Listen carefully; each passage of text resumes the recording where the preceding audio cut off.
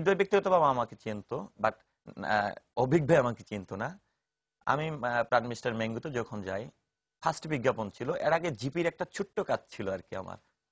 তো ছোট্ট একটা ক্যারেক্টার ছিল, অনেকগুলো আর্টিস্ট ছিল, এর মধ্যে আমি একজন ছিলাম। তো প্রাণ মিস্টার ম্যাঙ্গোর জন্য যখন আমি যাই, তখন ফার্স্ট আমি মেকআপ রুমে ঢোকার পরেই মানে ওই হাউসে ঢোকার পরে যেটা মজা হয়েছিল দেখে, অজস্র পোলাপান ওখানে, আচ্ছা। অনেক মডেল। হুম। সবাইকে মনে হচ্ছিল আমার চেয়ে সুন্দর।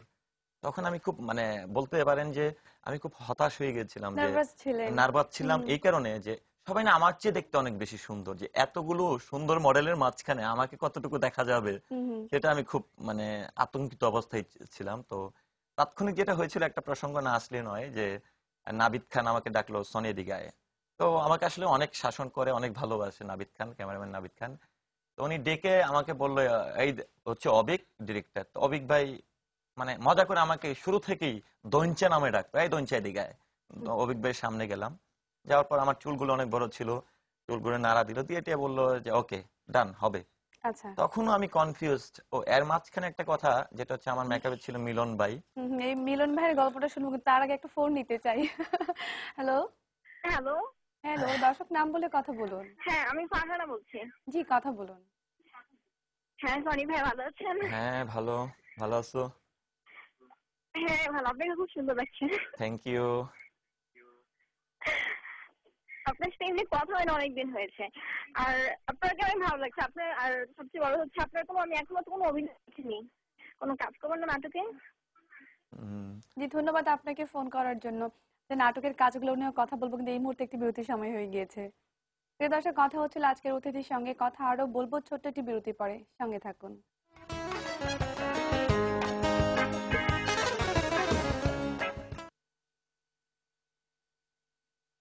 বিরতির পর আরো একবার আমন্ত্রণ মিস্টার ম্যাঙ্গো তারকালাপের আজকের আয়োজনে। কথা হচ্ছিল আমাদের আজকের অতিথির সঙ্গে, কথা বলবো, কিন্তু তার আগে একজন দর্শক আছেন আমাদের সাথে। হ্যালো। হ্যালো। হ্যালো। হ্যালো। জি দর্শক, আমরা শুনতে পাচ্ছি, নাম বলে কথা হ্যাঁ, বলুন। ফারিহা। শুভ সকাল। নীল শুভ শাড়ি সকাল। দেখে নীল সমুদ্রের কথা মনে পড়ে গেল। সনির কাছে আমার দুটো প্রশ্ন। আহ, সনি, প্রাণের বিজ্ঞাপনটাতে তো পুরোপুরি অন্যরকম, আর এখন পুরোপুরি দেখছি অন্যরকম। আর অভিনয়ও যথেষ্ট ম্যাচিউরড হয়েছে। অভিনয় আশা করি সামনে আরো ম্যাচিউরড হবে। আর আমি জানতে চাচ্ছিলাম যে আপনার হোম ডিস্ট্রিক্টটা কোথায়, আর মিডিয়াতে কাজ করার ভূতটা মাথায় চাপলো কখন? ধন্যবাদ আপনাকে ফোন করার আহ, জন্য। আমার হোম ডিস্ট্রিক্ট হচ্ছে নরসিংদী জেলার মনোহরদী থানা। আর মিডিয়ার ভূত আসলে ছোটবেলা থেকেই। ছোটবেলা থেকেই মানে এটা কিভাবে চেপে গেছে আমি নিজেও জানি না। আহ, ধন্যবাদ। আর যা আচ্ছা, বলছিলাম যেটা হচ্ছে, মিলন ভাইয়ের কথা বলছিলেন আপনি, হ্যাঁ যে মিলন আপনাকে। ভাই। তো আমার খুব মানে ইয়ে হচ্ছিল যে আমাকে এতগুলো মানুষের মাঝখানে দেখা যাবে কিনা। তখন হঠাৎ করে দেখি যে আমাকে একটা, যেটা হচ্ছে প্রাণ মিস্টার ম্যাঙ্গুর মডেল হয়ে, যেটা আমাকে অনেকে চেনে না। এটার কারণ হচ্ছে আমার এখানে একটা তিল ছিল, গালে একটা আচ্ছা। তিল ছিল।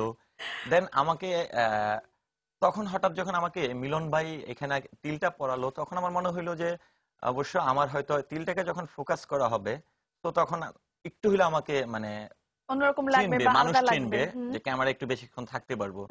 দেন তারপর যেটা হয়েছিল যে তখন হঠাৎ করে বললো তুলনা তোর কো আর্টিস্ট। তখন তুলনা জিপির মডেল, অনেক ফেমাস ছিল। হুম। হুম। তখন মনে হয়েছিল যে তুলনার পাশে থাকলে হয়তো বা আমাকে আরেকটু বেশি দেখা যাবে।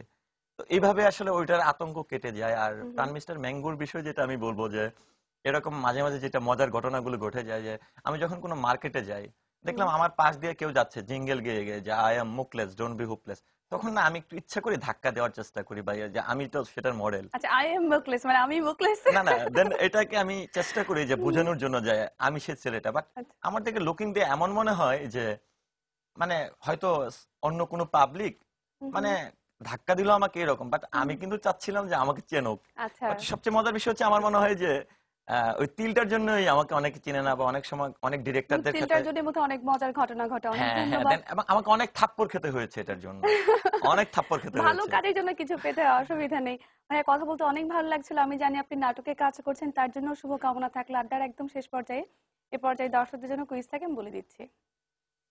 প্রিয় দর্শক, আমাদের গত পর্বের কুইজটি ছিল আরটিভি সাপ্তাহিক আয়োজন ওয়ালটন ঘরে ঘরে উৎসব কোন দিন প্রচারিত হয়। সঠিক উত্তরটি ছিল অপশন বি, বুধবার। এবং আমাদের আজকের কুইজটি হলো চলচ্চিত্র গান নিয়ে আরটিভি নিয়মিত আয়োজন প্রাণাব সিনেমা আর গান প্রতি সোম, মঙ্গল, বুধ ও বৃহস্পতিবার কোন সময় প্রচারিত হয়? 3টি অপশন দেওয়া আছে। অপশন এ বিকেল 4টায়, অপশন বি বিকেল 3টায়, অপশন সি বিকেল 5টায়। কুইজে সঠিক উত্তর পাঠাতে আপনার মোবাইলে মেসেজ অপশনে গিয়ে সঠিক উত্তরটি টাইপ করে সেন্ড করে দিন 4141 এই নম্বরে। দর্শক, এখন আমরা দেখে নিব কে হয়েছেন গত পর্বের ভাগ্যবান বিজয়ী। এবং সানি ভাই, আমি চাই বিজয়ীর নামটি আপনিই বলে দিন। আপনি নামটি বলে দিবেন, আমি নম্বরটি বলে দিব। ওকে। আপনি নামটি বলে দিন, আমি নম্বরটি দীপু। বলে দিচ্ছি। দীপু, আমি নম্বরটি বলে দিচ্ছি। দীপু, অভিনন্দন আপনাকে। আপনার মোবাইলের শেষ 6টি ডিজিট 671579 আপনার মোবাইলে পৌঁছে যাবে আকর্ষণীয় কি রিচার্জ। অনেক ধন্যবাদ সময় দেওয়ার জন্য, চমৎকার কিছু কথা বলার জন্য। ছোট্ট একটা গিফট আছে মিস্টার ম্যাঙ্গো তারকালাপের পক্ষ থেকে আপনার জন্য। ধন্যবাদ। ধন্যবাদ আপনাকে, ধন্যবাদ আরটিভি কে, বিশেষ করে আরটিভির আমি সুহেল ভাই, যিনি এটার লাইন প্রডিউসার।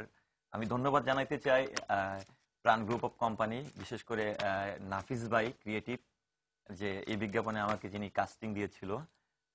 তো আর আপনারা আমার জন্য দোয়া করবেন, আমি যেন ভালো অভিনয় করতে পারি এবং ভালো একজন অভিনেতা হতে পারি। আমি কখনো হিরো হতে চাই না, ভালো একজন আর্টিস্ট হতে চাই। সব ধরনের অ্যাক্টিং আমি করতে চাই। বা চমৎকার, অনেক শুভকামনা থাকলো আপনার জন্য। ধন্যবাদ। দর্শক, আজকের আয়োজন এ পর্যন্তই। কাল আবারও দেখা হবে, কথা হবে আপনার প্রিয় কোনো তারকাকে সাথে নিয়ে আরটিভিতে। সে পর্যন্ত সবাই ভালো থাকুন, সুস্থ থাকুন, সুন্দর থাকুন। আল্লাহ হাফেজ।